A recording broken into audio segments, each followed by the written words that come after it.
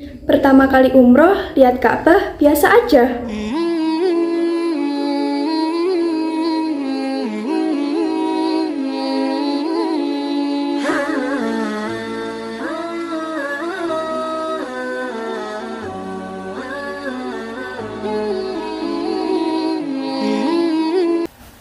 Assalamualaikum warahmatullahi wabarakatuh.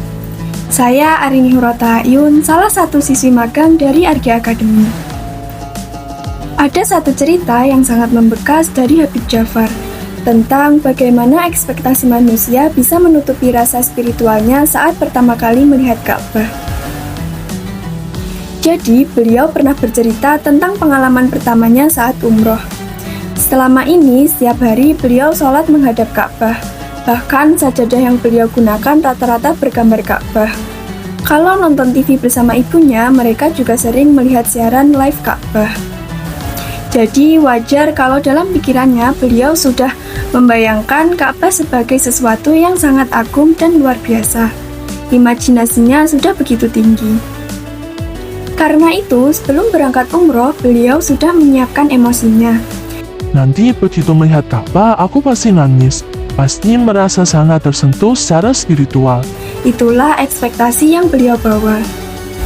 Namun ketika akhirnya beliau sampai di Masjidil Haram dan melihat Ka'bah secara langsung, perasaannya justru biasa saja, tidak seperti bayangannya.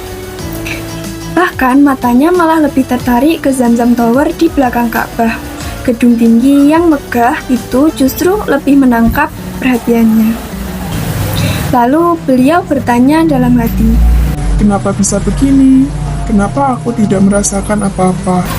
Dan disitulah beliau sadar. Hari itu beliau datang dengan membawa ego.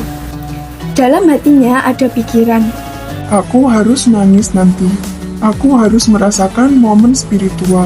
Padahal ego seperti ini justru menutup mata hati. Karena itulah, saat itu beliau hanya melihat Ka'bah dengan mata kepala, bukan mata hati.